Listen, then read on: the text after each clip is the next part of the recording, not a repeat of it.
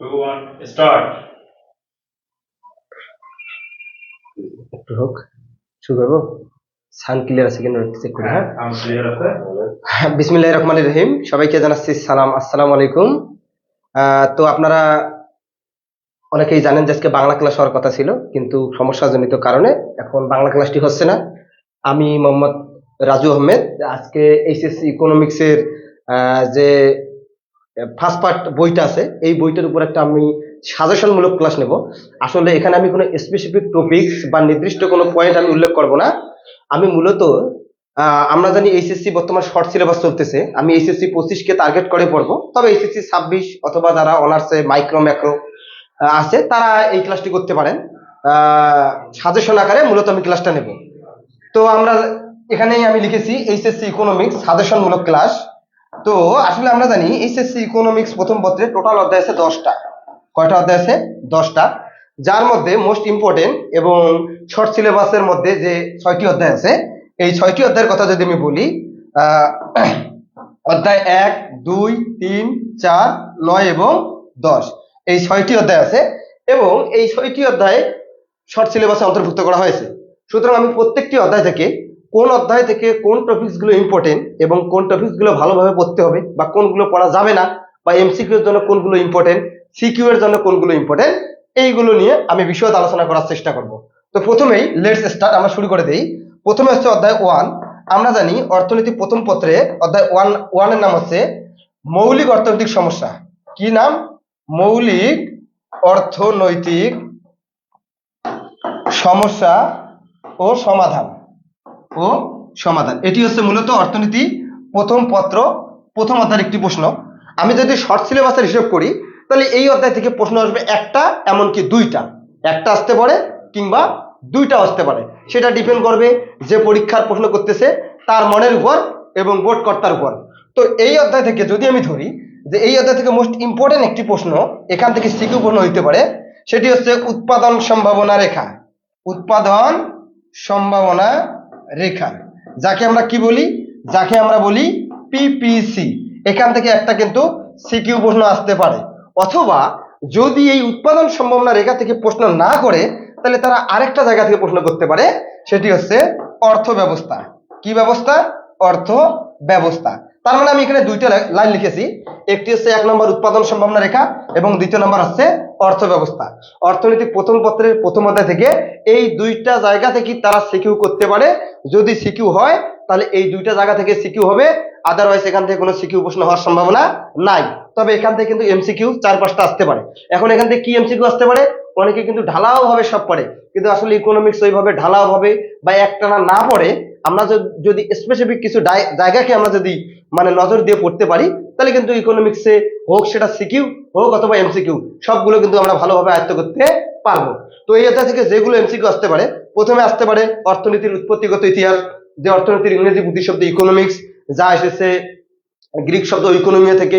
ইকোনমিয়া শব্দের অর্থ হচ্ছে গৃহ পরিচালনা। অ্যাডাম স্মিথ সম্পর্কে তোমরা খুঁটিনাটি একটু জানার চেষ্টা করবা, আলফ্রেড মার্শাল সম্পর্কে কিছু জানার চেষ্টা করবা। এবং আমরা জানি অর্থনীতির সবচেয়ে গ্রহণযোগ্যতা এবং গুরুত্বপূর্ণ সংজ্ঞাটি দিয়েছে এল রবিন্স। এল রবিন্সের যে সংজ্ঞাটি আছে সেই সংজ্ঞাটি পড়ব। এবং আমাদের যে বেসিক কিছু জিনিস আছে, যেমন নির্বাচন কাকে বলে, সুযোগ ব্যয় কি, অভাব কি, অসীম অভাব কি, দুষ্প্রাপ্য কি, সম্পদের স্বল্পতা কি, বিকল্প ব্যবহার কি, এগুলো আমরা জানবো।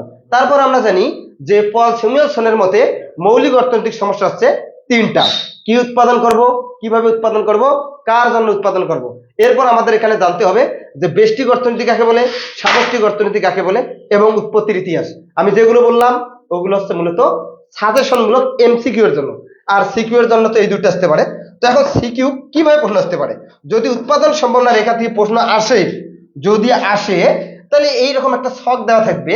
এখানে বিভিন্ন ধরনের এখানে দেওয়া থাকতে পারে এক্স দ্রব্য অথবা ধান চাল পাট গম এগুলো থাকতে পারে, আর এখানে দেওয়া থাকবে ওয়াই দ্রব্য, আর এখানে থাকবে সংমিশ্রণ। আমরা সংমিশ্রণ বলতে কি বুঝবো? সংমিশ্রণ বলতে বুঝবো A B C D E, এইরকম বিভিন্ন ধরনের প্রশ্ন থাকতে পারে বা এরকম সংমিশ্রণ থাকতে পারে। আবার এখানে থাকতে পারে 0 50 100 140 150। আবার এখানে থাকতে পারে 150 140 50 এবং 0 এইটা থাকতে পারে উদ্দীপক, এবং এই উদ্দীপকটা এইভাবে থাকবে। তো এই উদ্দীপকের মধ্যে কিন্তু আমাদের দুইটা কিন্তু একদম হাই ভোল্টেজ, যাকে বলে খুব ইম্পর্টেন্ট দুটো এমসিকিউ আসতে পারে। এখানে দেখতে পাচ্ছি এক্স দ্রব্যের উৎপাদন 0, আর এখানে দেখতে পাচ্ছি ওয়াই দ্রব্যের উৎপাদন 150। আবার আমরা এখানে দেখতে পাচ্ছি এক্স দ্রব্যের উৎপাদন 150 আর ওয়াই দ্রব্যের উৎপাদন হচ্ছে 0। তার মানে এখান থেকে আমরা কি বুঝতে পারি, একটি দ্রব্যের উৎপাদন যেখানে সর্বোচ্চ হয়, অপর দ্রব্যের উৎপাদন সেখানে সর্বোচ্চ হয়, মানে 150 এখানে সর্বোচ্চ। আবার একটি দ্রব্যের উৎপাদন যেখানে সর্বনিম্ন হয়, এই যেখানে সর্বনিম্ন, অপর দ্রব্যের উৎপাদন সেখানে উৎপাদন সর্বোচ্চ হলে অপর দ্রব্যের উৎপাদন 0 হয়, অথবা অপর দ্রব্যের উৎপাদন সর্বোচ্চ হলে আর একটি দ্রব্যের উৎপাদন কি হয়, 0 হয়। এখান থেকে গ নম্বর প্রশ্ন যেটা আসতে পারে সেটি হচ্ছে পিপিসি রেখা অঙ্কন করো। কি রেখা? পিপিসি রেখা অঙ্কন করো। যেহেতু সাজেশনমূলক ক্লাস, আসলে আমি পিপিসি রেখাটা কিভাবে অঙ্কন করা যায় এইটাই আমি একটু দেখার চেষ্টা করব। এটা একটু এইদিকে সরাই নেই। তো আমরা জানি একটি রেখার মধ্যে আমাদেরকে প্রথমে এইভাবে দুটা টান দিতে হবে। এটি হচ্ছে এক্স অক্ষ এবং এটি হচ্ছে ওয়াই অক্ষ। আমাদের যেহেতু দুটা দ্রব্য আছে, এখানে আমরা নিলাম এক্স দ্রব্য আর এদিকে কি নিলাম, ওয়াই দ্রব্য। তারপর আমরা এখানে মান বসাবো, যেমন এখানে নিলাম 50, এখানে নিলাম 100, এখানে নিলাম 150, আবার এখানে নিলাম 50, এখানে নিলাম 100 এবং এখানে নিলাম 150। এইভাবে মান বসার পর আমরা যদি এই যে প্রত্যেকের মানগুলো যদি আমরা সুন্দর করে সাজাই, তাহলে আমরা দেখব রেখাটা হবে এই রকম। আমি কিন্তু ডিরেক্ট রেখা আর্ট করলাম, এখানে মানগুলো বসাইতে অনেক সময় লাগবে, আর যেহেতু আমার সাজেশনমূলক ক্লাস, তাহলে পিপিসি রেখা হলো এই রকম। এবং এই যে রেখাটি, এটি হচ্ছে মূলত আমাদের কি রেখা, এই রেখাটিকে বলা হয় পিপিসি রেখা। তারপর আমাদেরকে ব্যাখ্যা দিতে হবে। আশা করা যায় ব্যাখ্যা তোমরা সবাই পাও। এক্স দ্রব্যের উৎপাদন এতটুকু, ওয়াই দ্রব্যের উৎপাদন এত, যা এই বিন্দু দ্বারা নির্দেশিত, এইভাবে আমাদের ব্যাখ্যা দিতে হবে। কিন্তু এখান থেকে যে সমস্যাটি হয়, ঘ নম্বর প্রশ্ন, কয় নম্বর প্রশ্ন, ঘ নম্বর প্রশ্নটি অনেকের সমস্যা হয়, এই জন্য কিন্তু তারা এক্সাক্টলি উত্তর করতে পারে না। তো আমি ঘ নম্বর প্রশ্নটা কিভাবে লিখতে হয় আমি একটু এখানে ব্যাখ্যা করব। পরীক্ষা আসতে পারে এক্স ও ওয়াই দ্রব্যের উৎপাদন, এক্স ও ওয়াই দ্রব্যের উৎপাদন একই সাথে, কেমন সাথে, একই সাথে 50-50, 50-50, মানে এক্স 50 হলে ওয়াই 50, অথবা এক্স যদি 140 হয় তাহলে ওয়াই হবে 140। এক্স ও ওয়াই দ্রব্যের উৎপাদন একই সাথে 50-50 এবং 140-140 উৎপাদন সম্ভব, কি মানে হতেও পারে নাও হইতে পারে। এই জন্য আমাদেরকে কি করতে হবে, আবার এইরকম একটা চিত্র আর্ট করতে হবে। তাহলে আমি যদি দেখি এখানে প্রথমে আমরা দেখবো এক্স দ্রব্যের উৎপাদন 50, ওয়াই দ্রব্যের উৎপাদন 50। তার মানে আমরা জানি এটি হচ্ছে এক্স দ্রব্য আর এটি কি দ্রব্য, ওয়াই দ্রব্য। এক্স দ্রব্যের উৎপাদন এই যে 50, ওয়াই দ্রব্যের এই যে উৎপাদন 50, তাদের মিলিত বিন্দু আমরা একটা দিলাম জি। কি দিলাম, একটা মিলিত বিন্দু জি। আর এইটা রেখার নাম কি রেখা, উৎপাদন সম্ভাবনা রেখা। আর উৎপাদন সম্ভাবনা রেখাকে আমি আরেকটি নাম দিয়েছি, এটা আমাদের রংপুরে আঞ্চলিক ভাষায় আমি বলি এইটা হচ্ছে জমির আইল। কিসের আইল, জমির আইল। মানে এই যে এখানে আমাদের জমির আইল দেওয়ার মানে কি, জমির আইল দেওয়ার মানে হচ্ছে এর ভিতরের টুকু হচ্ছে আমার জমি, এর বাইরের টুকু আমার জমি না। তাহলে জমিতে কেন আমরা আইল দেই, আমরা জমিতে এই জন্য আমরা সীমানা অথবা আইল এই জন্য দেই কারণ আমাদের সম্পদ সীমিত। আমরা চাইলে এখানে উৎপাদন করতে পারবো না, আমরা চাইলে এখানে উৎপাদন করতে পারবো না, অথবা আমরা চাইলে এখানে উৎপাদন করতে পারবো না। আমরা উৎপাদন করব কোথায়, এই যে আমাদের উৎপাদন সম্ভাবনা রেখা, এই উৎপাদন সম্ভাবনা রেখার ভিতরে আমরা উৎপাদন করতে পারবো, এবং এটি হচ্ছে আমার জমি, এবং আমাকে বর্ডার দিয়ে আমার জমি আমাকে নির্দিষ্ট করে দেওয়া হইল। এখন কথা হচ্ছে আমি এক্স দ্রব্যের উৎপাদন যখন 50, ওয়াই দ্রব্যের উৎপাদন যখন 50 নিলাম, দেখলাম যে আমার মিলিত বিন্দু হচ্ছে জি। এখন তোমাদের কাছে প্রশ্ন, আচ্ছা বলো তো জি কি আমার এই জমির ভিতরে না বাইরে? অবশ্যই আমার জমির ভিতরে। তাহলে এক্স এবং ওয়াই দ্রব্যের উৎপাদন একই সাথে 50 একক 50 একক উৎপাদন করা সম্ভব, কারণ তাদের মিলিত বিন্দু হচ্ছে জি, যা উৎপাদন সম্ভাবনা রেখার ভিতরে অবস্থান করে। কিন্তু এখানে কাহিনী আছে, আমরা যদি এখানে উৎপাদন করি তাহলে দুটি সমস্যা দেখা দিবে। কয়টি সমস্যা, দুটি সমস্যা দেখা দিবে। এক নম্বর সমস্যা হচ্ছে সম্পদের সুষ্ঠু ব্যবহার হবে না। কেমন ব্যবহার হবে না, সম্পদের সুষ্ঠু ব্যবহার হবে না। কেন হবে না, আমার জমি কি এতটুকু না, অবশ্যই আমার জমির এতটুকু না, আমার জমি হচ্ছে এই যে পুরাটুকু, অর্থাৎ আমার জমি হচ্ছে এখানে 10 বিঘা, কিন্তু আমি উৎপাদন করেছি কয় বিঘাতে, ধরে নিলাম আমি উৎপাদন করেছি 2 বিঘাতে। তাহলে এক নম্বর কি হইলো, সম্পদের সুষ্ঠু ব্যবহার হলো না, অর্থাৎ 10 বিঘা জমির মধ্যে আমি 2 বিঘা জমিতে আবাদ করেছি বা উৎপাদন করেছি। তাহলে 1 নম্বর হলো সম্পদের সুষ্ঠু ব্যবহার হবে না, আর 2 নম্বর হচ্ছে বেকারত্ব দেখা দিবে। কেন বেকারত্ব দেখা দিবে? কারণ এই যে এই জমিগুলোতে যদি আমি উৎপাদন করতাম তাহলে 5-7টা লোকের কর্মসংস্থানের সৃষ্টি হইতো, তখন বেকারত্ব হ্রাস পাইলো, কিন্তু আমি তো উৎপাদন করি নাই, এই জন্য বেকারত্ব বৃদ্ধি পাবে।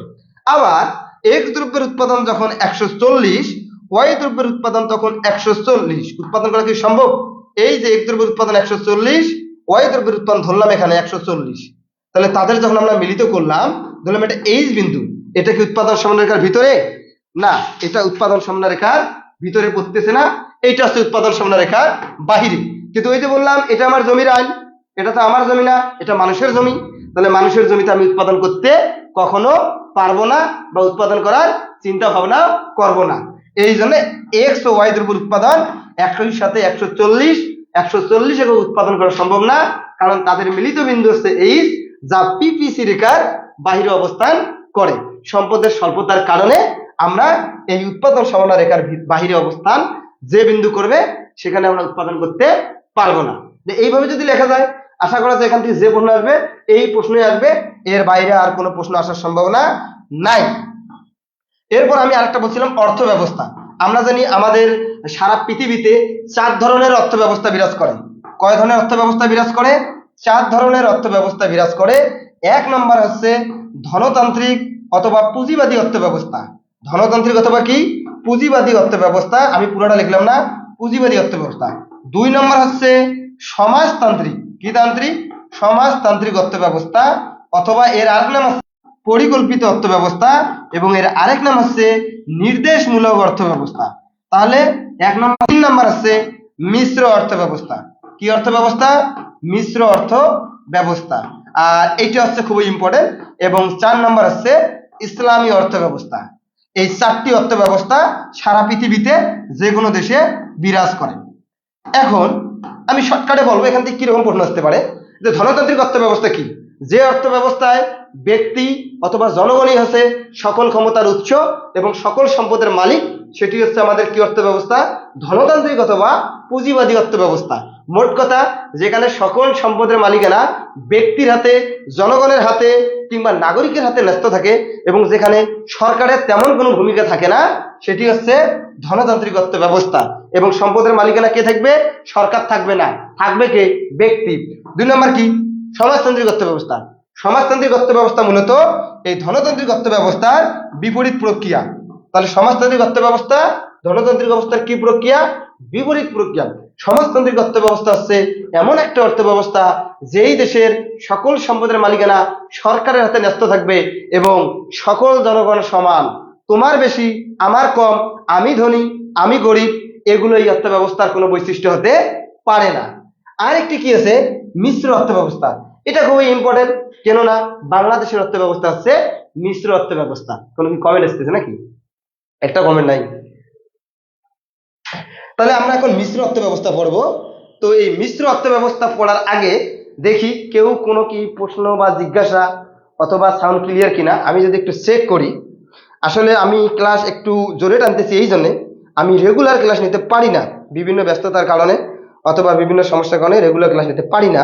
তো আজকে মূলত আমি ক্লাসটার মধ্যে সাজেশন আকারে অ্যাটলিস্ট কিছু দূর যেন আমি পড়াইতে পারি, যাতে স্টুডেন্টরা উপকৃত হয় এবং কিছুটা হলেও তারা আন্দাজ করতে পারে যে ইকোনমিক্সের কোন কোন জায়গা থেকে প্রশ্ন হতে পারে এবং কোন কোন জায়গাগুলোতে ভালো প্রশ্ন আসবে।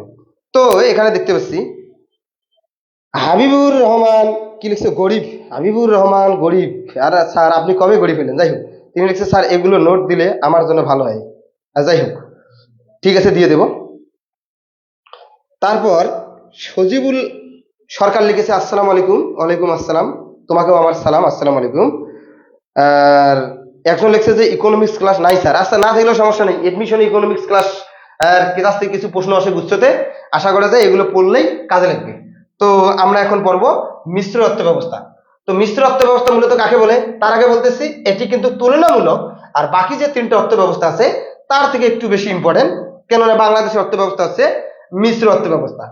যে অর্থ ব্যবস্থায় এটা 2 ভাবে সংজ্ঞা দেওয়া যায়। একটা বলতে পারি আমরা কিছু সম্পদের মালিক থাকবে জনগণ, কিছু সম্পদের মালিক থাকবে সরকার, এবং কিছু সম্পদের মালিক থাকবে বেসরকারি প্রতিষ্ঠান। কি প্রতিষ্ঠান? বেসরকারি প্রতিষ্ঠান। এখন বাংলাদেশে তো অনেক বেসরকারি প্রতিষ্ঠান বা এনজিও, নন গভর্নমেন্ট অর্গানাইজেশন আছে, তারাও কিছু সম্পদের মালিক থাকবে। সেই অর্থ ব্যবস্থা হচ্ছে আমার মূলত কি অর্থ ব্যবস্থা? মিশ্র অর্থ ব্যবস্থা। আর একটা আমরা বলতে পারি যে অর্থ ব্যবস্থায় এই যে আমরা এখানে পড়ছি ধনতান্ত্রিক ও সমাজতান্ত্রিক অর্থ ব্যবস্থার কি বললাম, যে অর্থ ব্যবস্থায় ধনতান্ত্রিক ও সমাজতান্ত্রিক অর্থ ব্যবস্থার গুণগুলোকে অর্জন করা হয় এবং দোষগুলোকে পরিহার করে যাবতীয় অর্থনৈতিক কার্যাবলী পরিচালিত হয়, সেই অর্থ ব্যবস্থা হচ্ছে মূলত আমাদের মিশ্র অর্থ ব্যবস্থা। আমি আবার বলি, যে অর্থ ব্যবস্থায় এই যে ধনতান্ত্রিক ও সমাজতান্ত্রিক অর্থ ব্যবস্থার কিছু গুণ আছে, সেই গুণগুলোকে গ্রহণ করা হয় এবং যে দোষ আছে সেই দোষগুলোকে বর্জন করে অর্থনৈতিক কার্যাবলী পরিচালিত হয়, সেটি হচ্ছে মূলত মিশ্র অর্থ ব্যবস্থা। এবং লাস্ট ওয়ান হচ্ছে ইসলামী অর্থ ব্যবস্থা। যে অর্থ ব্যবস্থা ইসলামী শরীয়ত মোতাবেক পরিচালিত হয়, সেই অর্থ ব্যবস্থা মূলত হচ্ছে ইসলামী অর্থ ব্যবস্থা। এই ইসলামী অর্থ ব্যবস্থার একটি বৈশিষ্ট্য হচ্ছে এখানে কোরআন দিয়ে আমাদের দেশ চালাইতে হবে। সুন্নাহ, ইজমা, কিয়াস, আমাদের যে ইসলামের যে মূল বিষয়গুলো আছে সেইভাবে আমাদের অর্থ ব্যবস্থা পরিচালিত করতে হবে। এই অর্থ ব্যবস্থায় ঘুষের কোনো স্থান নাই, মজুদদারির স্থান নাই, কালোবাজারির স্থান নাই, সুদ অর্থাৎ যাকে আমরা বলি রিবা, এগুলোর কোনো স্থান নাই। আমরা ইসলামী শরীয়ত মোতাবেক যে অর্থ ব্যবস্থা পরিচালনা করব সেটি হচ্ছে মূলত ইসলামী অর্থ ব্যবস্থা। এখান থেকে কিভাবে প্রশ্ন আসতে পারে? দুটো উদ্দীপক দেওয়া থাকতে পারে যে জনাব রহিম একটি দেশে বসবাস করে, সেই দেশের সকল সম্পদের মালিক জনগণ এবং সরকারের কোনো হস্তক্ষেপ থাকে না। জনাব রহিমের দেশে কোন অর্থ ব্যবস্থা বিরাজ করে? তাহলে সেই দেশে ধনতান্ত্রিক অর্থ ব্যবস্থা বিরাজ করে। আর আসতে পারে যে জনাব কামাল তিনি পার্শ্ববর্তী দেশে বসবাস করেন এবং সেই দেশের সকল সম্পদের মালিকানা জনগণের হাতে ন্যস্ত না থাকে, সরকারের হাতে ন্যস্ত থাকে। তাহলে ওই দেশে কোন অর্থ ব্যবস্থা? তাহলে সমাজতান্ত্রিক অর্থ ব্যবস্থা। আরেকটি প্রশ্ন আসতে পারে যে জনাব কুদ্দুস তিনি এমন একটি দেশে বসবাস করে, সেখানে কিছু সম্পদের মালিক জনগণ, কিছু সম্পদের মালিক সরকার এবং কিছু সম্পদের মালিক বেসরকারি প্রতিষ্ঠান। সেই দেশে কোন ধরনের অর্থ ব্যবস্থা বিরাজ করে? অবশ্যই সেই দেশে মিশ্র অর্থ ব্যবস্থা বিরাজ করে। অথবা এখান থেকে আরো প্রশ্ন আসতে পারে, যেমন কি আসতে পারে, এইরকম করে প্রশ্ন আসতে পারে যে এখানে দিল 1 নম্বর যে ব্যক্তি স্বাধীনতা। কি স্বাধীনতা? ব্যক্তি স্বাধীনতা। 2 নম্বর হচ্ছে থাকতে পারে যে আয় বৈষম্য। কি বৈষম্য? আয় বৈষম্য। আবার 3 নম্বর এইভাবে থাকতে পারে যে ব্যক্তি মালিকানা। কি মালিকানা? ব্যক্তি মালিকানা। এইরকম থাকতে পারে। এখন বলবে যে অর্থ ব্যবস্থায় যে বৈশিষ্ট্যের কথা বলা হয়েছে সেটি কোন অর্থ ব্যবস্থার বৈশিষ্ট্য? তাহলে এই বৈশিষ্ট্যগুলো মূলত হচ্ছে আমাদের ধনতান্ত্রিক অর্থ ব্যবস্থার বৈশিষ্ট্য। এইরকম ছক আকারে আসতে পারে, অথবা এইরকম একটা ছক দিতে পারে, এখানে দিতে পারে হোয়াট চিহ্ন, এইরকম এইরকম এইরকম এইরকম এইরকম বিভিন্ন ধরনের এখানে বৈশিষ্ট্য দিতে পারে, দিয়ে বলবে যে হোয়াট চিহ্নিত স্থানে কোন অর্থ ব্যবস্থার কথা বলা হয়েছে। তাহলে আমরা অবশ্যই এই বৈশিষ্ট্যগুলো দেখলেই বুঝতে পারবো। এই হচ্ছে আমাদের 1 অধ্যায়। তাহলে 1 অধ্যায় মূলত এই দুটো ছাড়া কিছু নাই। আর এমসিকিউ এর জন্য আমি মূলত কোনোদিন সাজেশন দিই না। অনেকেই আমাকে বলে ভাই এমসিকিউ এর সাজেশন দেন, কোনগুলো ইম্পর্টেন্ট। আসলে এমসিকিউ এর সাজেশন আসলে এইভাবে হয় না। এখন এমসিকিউ আসবে 40টা, একটা অধ্যায় থেকে 5-7টা এমসিকিউ থাকবে। এখন আমি দিলাম, আমি খুব লেকচার দিলাম, এই আমার প্রশ্ন, আমার এই শীট পড়লে কমন অমুক তমুক, কিন্তু আমি কি জানি এমসিকিউ কোথায় থেকে হবে? নাও তো আসতে পারে, কিন্তু আমি কিন্তু সিকিউ জানতে পারবো, কারণ সিকিউ কোথায় থেকে এসে স্পেসিফিক কিছু টপিকস আছে। এই জন্য কোনোদিন বইটা এমসিকিউ হচ্ছে তোমাদের গাইড, তোমরা সুন্দর করে আগে আমার মানে যে টিচারের কাছে পড়ো না কেন তার নোটগুলো পড়বা এবং একটা করে অধ্যায় একবার করে পড়বা, রিভিশন দিবা। তারপর তোমরা তোমাদের বইয়ের পিছনের যে এমসিকিউ গুলো আছে, বিশেষ করে রণজিৎ কুমার নাথ তার বইয়ের পিছনে প্রায় 200, 250, 300 পর্যন্ত এমসিকিউ আছে। ওই এমসিকিউ গুলো ধরে ধরে একদিনে তো শেষ করার দরকার নেই, প্রতিদিন 5-7টা 10টা করে কেন হইলো এগুলো ব্যাখ্যা করার ট্রাই করলেই কোনো সাজেশন আর কাজে লাগবে না, ওই নিজেই সাজেশন তৈরি করা যাবে। ঠিক আছে?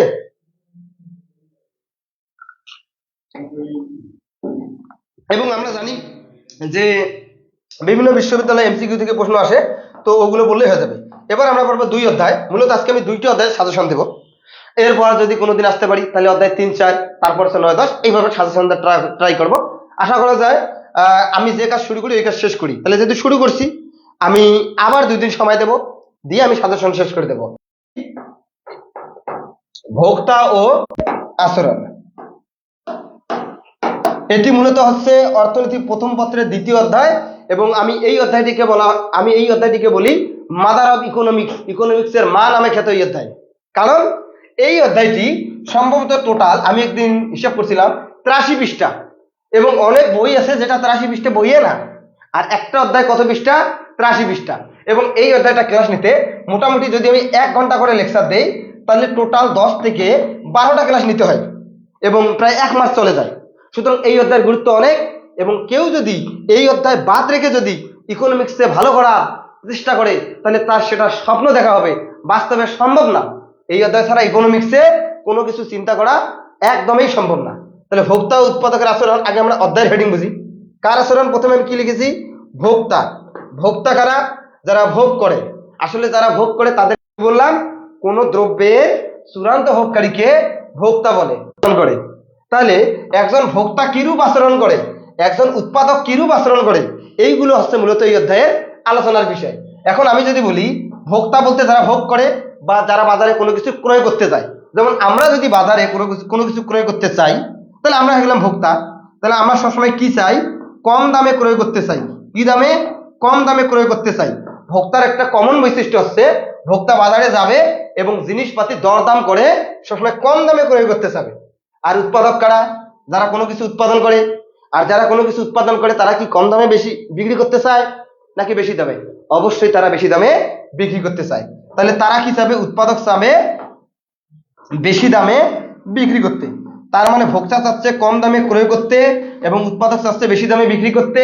এর ফলে ভোক্তা এবং উৎপাদকের মধ্যে যেগুলো কার্যকলাপ সৃষ্টি হয়, ভোক্তা কিরকম আচরণ করবে, উৎপাদক কিরকম আচরণ করবে, এইগুলো তো মূলত হচ্ছে আমাদের এই অধ্যায় আলোচনা বিষয়। এবং এই অধ্যায় হচ্ছে সবচেয়ে বড় অধ্যায়। কি বললাম? এই অধ্যায় হচ্ছে সবচেয়ে বড় অধ্যায়। এবং এই অধ্যায়ের মধ্যে মোস্ট ইম্পর্টেন্ট যদি আমি কথা বলি, এই অধ্যায় থেকে শর্ট সিলেবাস যাদের মোটামুটি 3টা সৃজনশীল প্রশ্ন আসবে। কয়টা সৃজনশীল আসবে? 3টা সৃজনশীল প্রশ্ন আসবে এই অধ্যায় থেকে। আমি যদি প্রথমেই বলি নাম্বার 1 উপযোগ। নাম্বার 1 কি বললাম?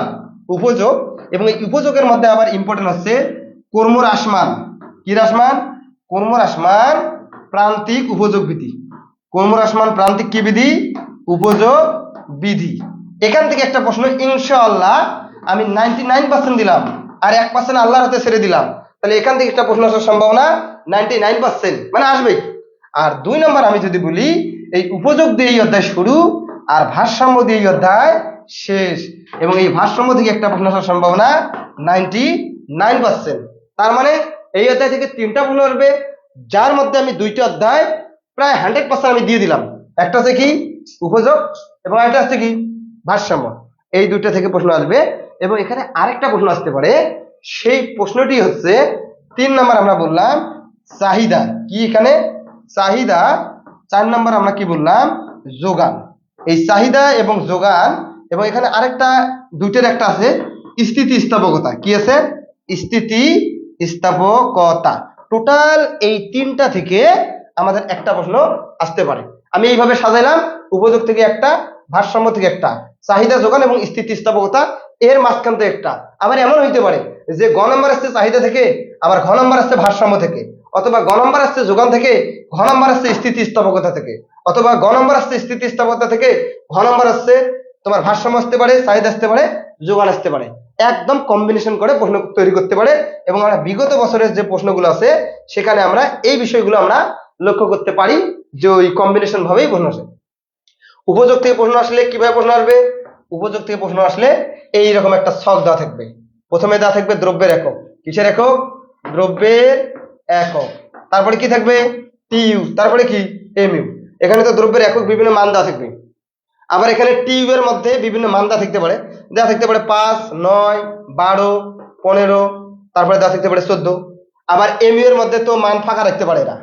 এখন তারা বলতে পারে যে এমইউ সূচি অঙ্কন করো অথবা রেখা অঙ্কন করো, তখন আমাকে এমইউ সূচি নির্ণয় করতে হবে। অথবা এরা কি করতে পারে, এই টিইউ পূরণ না করে এরা এমইউ পূরণ করে দিতে পারে, দিয়ে টিইউ সূচি অথবা রেখা অঙ্কন করতে বলতে পারে। তখন আমাদেরকে টিইউ থেকে কেমনে এমইউ নির্ণয় করা যায় অথবা এমইউ থেকে কেমনে টিইউ নির্ণয় করা যায়, এগুলো কিন্তু আমাদেরকে দেখতে হবে, বুঝতে হবে এবং শিখতে হবে। এইভাবে এখানে তারা বিভিন্ন ধরনের ভাবে প্রশ্ন করতে পারে। এবং তারা বলতে পারে, যখন তারা বলবে যে টিইউ রেখা অঙ্কন করো, তখন আমরা টিইউ রেখা আট করলে টিইউ রেখা হবে এইরকম। আবার তারা বলতে পারে যে এমইউ রেখা আট করো, এমইউ রেখা আট করলে এমইউ রেখা হবে এইরকম। একই চিত্রে তারা টিইউ আর এমইউ এর মধ্যে সম্পর্ক দেখাইতে বলতে পারে। আসলে আমি যেহেতু সাজেশনমূলক ক্লাস নিচ্ছি সেহেতু এখানে আমি সবগুলো এক্স্যাক্টলি আমি বুঝাইতে পারবো না। এগুলো বুঝতে হলে অবশ্যই তোমাদের যারা কলেজ অথবা বড় ভাই আছে অথবা বিভিন্ন কোচিং সেন্টার আছে, যে যেখানে বড় ওই ভাইয়েরাই এগুলো ভালো করে বুঝিয়ে দিতে পারবে। তো এইভাবে আসতে পারে। এখন আমরা এইভাবে মূলত টিউ রেখাট করব, এমইউ রেখাট করতে বললে এমইউ রেখাট করব, অথবা দুইটা রেখাট করতে বললে আমরা দুটো রেখাট করব, এবং টি ও এম এর মধ্যে আমরা সম্পর্ক জানবো। এটা হচ্ছে উপযোগ থেকে। অথবা ওই যে আমি যে ছকটা দিলাম ওই ছকটা দিয়ে তারা বলতে পারে ছকটি কোন বিধিকে সমর্থন করে, সেটা হবে কর্মরসমান প্রান্তিক উপযোগ বিধি। এরপর এখান থেকে প্রশ্ন আসতে পারে ভারসাম্য থেকে। কি থেকে আসতে পারে? ভারসাম্য। ভারসাম্যকে আমরা কি বলি? E Q E I L I B R I U M, equilibrium মানে ভারসাম্য। আর ভারসাম্য মানে কি? ভারসাম্য মানেই হচ্ছে সবাই খুশি অথবা সবকিছু সমান থাকবে, যেখানে চাহিদা এবং যোগান সমান থাকবে তাকে আমরা কি বলবো? ভারসাম্য বলবো। ভারসাম্য থেকে দুই ক্যাটাগরিতে প্রশ্ন আসতে পারে। কয় ক্যাটাগরিতে? দুই ক্যাটাগরিতে ভারসাম্য থেকে প্রশ্ন আসতে পারে। নাম্বার ওয়ান, এইরকম একটা উদ্দীপক দেওয়া থাকতে পারে QD equal to 25 minus 5p, QS equal to 5 plus 5p। এখান থেকে গ নম্বর প্রশ্ন করতে পারে যে ভারসাম্য দাম নির্ণয় করো। কি নির্ণয় করতে বলতে পারে? ভারসাম্য দাম ও পরিমাণ নির্ণয় করতে বলতে পারে। ভারসাম্য দাম ও পরিমাণ নির্ণয় করো। আবার ঘ নম্বরে প্রশ্ন করতে পারে যে ভারসাম্য দাম যদি মানে যত ভারসাম্য দাম বের হবে একবার সেখান থেকে কমাবে আর একবার সেখান থেকে কি করবে?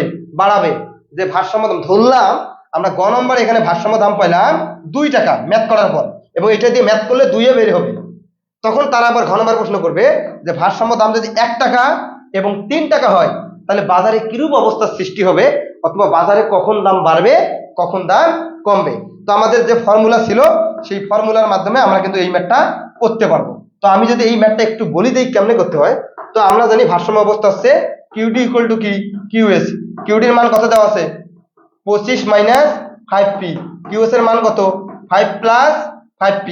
তার মানে আমরা এখানে লিখতে পারি এই যে মাইনাস 5p, এই যে এখানে প্লাস 5p আছে এইদিকে হয়ে যাবে মাইনাস 5p, এখানে আছে 5 আর এখানে 25 এদিকে গেলে হয়ে যাবে minus 5p minus 5p minus 10p।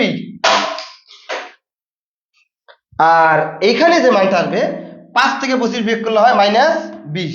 তার মানে এই দিকে থাকলো মাইনাস 10p, এই দিকে থাকলো মাইনাস 20।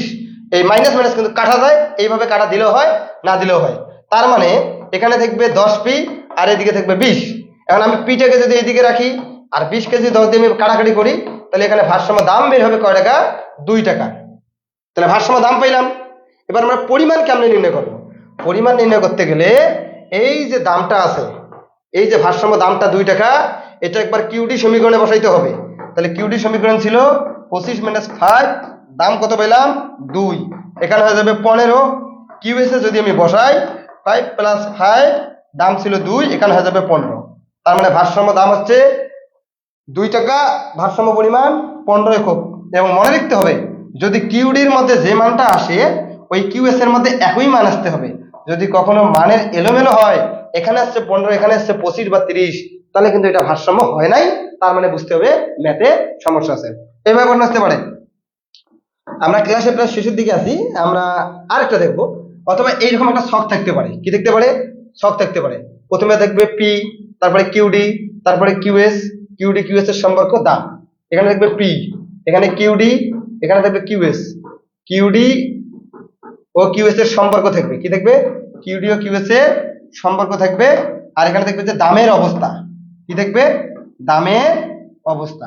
আমি দাম দিলাম 1 টাকা 2 টাকা 3 টাকা, চাহিদার পরিমাণ দিলাম 30 20 10, যোগানের পরিমাণ দিলাম 10 20 30।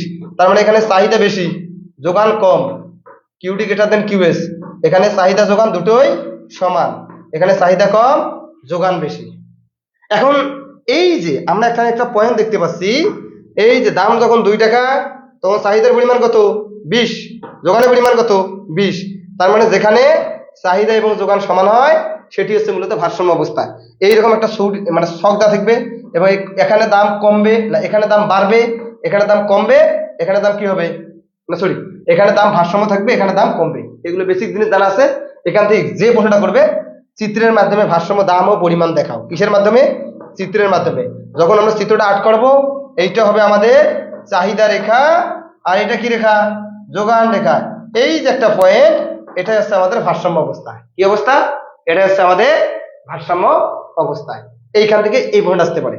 তাহলে আমাদের চাহিদা গেল, সরি উপযোগ গেল, এবং আমাদের কি গেল, ভারসাম্য গেল। আর এখান থেকে চাহিদা থেকে যদি প্রশ্ন আসে তাহলে বেসিক প্রশ্ন আসতে পারে। 1 নম্বর আসতে পারে যে চাহিদা রেখা অঙ্কন করো। কি রেখা? চাহিদা রেখা অঙ্কন করো। আবার 2 নম্বর প্রশ্ন আসতে পারে যে চাহিদা সমীকরণ গঠন করো। কি সমীকরণ? চাহিদা সমীকরণ। আমরা জানি চাহিদার সমীকরণের সূত্র আছে QD minus Q one, Q one minus Q two equal to P minus P one, P one minus P two. এটা আসতে পারে। অথবা এখান থেকে প্রশ্ন আসতে পারে যে একটা সমীকরণ দেওয়া থাকতে পারে কিউডি ইকুয়াল টু 20 মাইনাস 5পি। তার মানে একটা চাহিদা সমীকরণ। এই চাহিদা সমীকরণ থেকে সূচি আট করতে বলতে পারে, অথবা রেখা আট করতে বলতে পারে। এখান থেকে চাহিদার প্রশ্ন আসবে। অথবা যোগানের ক্ষেত্রে একই আসতে পারে যে কিউএস ইকুয়াল টু দেওয়া আছে 5 প্লাস 5পি। এই যোগান সমীকরণ থেকে রেখা এবং সূচি তৈরি করে, এগুলো আসতে পারে। তো আমরা এগুলো ভালো করে দেখার ট্রাই করব। এখান থেকে আরো প্রশ্ন আসতে পারে সাজেশনমূলক যেহেতু ক্লাস। আরেকটা প্রশ্ন আসতে পারে এখানে, সেটি হচ্ছে স্থিতিস্থাপকতা, যাকে বলা হয় ইডি, ইলাস্টিসিটি অফ ডিমান্ড, মানে চাহিদার স্থিতিস্থাপকতা। আমরা জানি চাহিদার স্থিতিস্থাপকতা বলা হয় ইডি, ইলাস্টিসিটি অফ ডিমান্ড। চাহিদার দাম স্থিতিস্থাপকতা বলা হয় ইপি, ইলাস্টিসিটি অফ প্রাইস। চাহিদার আয় স্থিতিস্থাপকতা ইওয়াই, ইলাস্টিসিটি অফ ইনকাম। চাহিদার আড়াআড়ি স্থিতিস্থাপকতা ইসি, ক্রস ইলাস্টিসিটি। এই চারটা আমাদেরকে ভালোভাবে পড়তে হবে, এবং এই যে ক্রস ইলাস্টিসিটি অথবা আড়াআড়ি স্থিতিস্থাপকতায় আমাদেরকে বেশি মনোযোগ দিতে হবে। আমরা জানি স্থিতিস্থাপকতা কিভাবে ম্যাথ করতে হয়। আমি যদি একটু শুধু বলি দিই, সব একই নিয়ম। এইভাবে দেওয়া দেখতে পারে কোন দ্রব্যের দাম যখন, এখানে দিলাম পি আর এখানে দিলাম কিউডি। কোন দ্রব্যের দাম যখন 10 টাকা, চাহিদার পরিমাণ 100 একক। দাম যখন কমে ধরলাম 8 টাকা হয়, চাহিদার পরিমাণ বৃদ্ধি পেয়ে হয় 140 একক। এখন বলতে পারে ইডি নির্ণয় করো। ইডি মানে কি? ইডি নির্ণয় করো। ইডি মানে হচ্ছে চাহিদার স্থিতিস্থাপকতা নির্ণয় করো। তার মানে এই যে প্রথমের যে মানটা, এটাকে আমরা ধরলাম পি অথবা পি1 ধরতে পারি। তারপরে মানটাকে ধরলাম আমরা পি1। প্রথমের যে মানটা এটাকে ধরলাম কিউ, এটাকে ধরলাম কিউ1। তখন আমাদেরকে লিখতে হবে, দেওয়া আছে P equal to 10, P bar equal to কত 8। কিন্তু আমাদেরকে একটা মান বের করতে হবে ডেল্টা পি, কারণ আমরা জানি E D equal to delta Q by delta P গুণন পি বাই কিউ। এটা হচ্ছে সূত্র। তাহলে সূত্রের মধ্যে আমাদের কি আছে? সূত্রের মধ্যে যেহেতু আমাদের ডেল্টা পি আছে, তার মানে এখানে তো ডেল্টা পি দেওয়া নাই, মানটা বের করতে হবে। ডেল্টা পির সূত্র হচ্ছে পরের মান থেকে আগের মান বিয়োগ, মানে পি বার থেকে পি বিয়োগ 8 থেকে 10 বিয়োগ -2। আবার কিউ এর মান দেওয়া আছে কত 100, কিউ বার কত 140, ডেল্টা কিউ কত পরের মান থেকে আগের মান বিয়োগ 140 থেকে 100 বিয়োগ ইকুয়াল টু কত 40। এখন আমরা যদি এখানে বসাই দেই, তাহলে মোটামুটি আমরা উত্তরটা পেয়ে যাব। তখন লিখতে হবে, আমরা জানি চাহিদার স্থিতিস্থাপকতা আছে ED equal to delta Q by delta P গুণন P by Q. Delta Q কত পাইলাম? ডেল্টা কিউ পাইলাম আমরা 40, আর ডেল্টা পি কত -2 গুণ ওই যে আমাদের ছক ছিল, ওই ছকের মধ্যে পি এর মান ছিল কত 10, আর ডেল্টা পির মান কত ছিল 100। তার মানে এই শূন্য উপরের শূন্য, নিচের শূন্য উপরের শূন্য, উপরে থাকে 4 নিচে থাকে -2, 4 কে 2 ভাগ করলে হয় -2 ইকুয়াল টু লিখতে হবে 2, এবং এখানে একটা নোট দিতে হবে। 2 লেখার পর লিখতে হবে যে মাইনাস চিহ্ন বর্জনীয়। কি চিহ্ন বর্জনীয়? মাইনাস চিহ্ন বর্জনীয়। এইভাবে যত স্থিতিস্থাপকতা আছে না কেন, সব ম্যাথ আমরা এইভাবে করতে পারবো। তার মানে স্থিতিস্থাপকতার ম্যাথ এইভাবে করতে পারবো, এবং সমীকরণ দেওয়া থাকলে চাহিদার ক্ষেত্রে আমরা রেখা আট করব।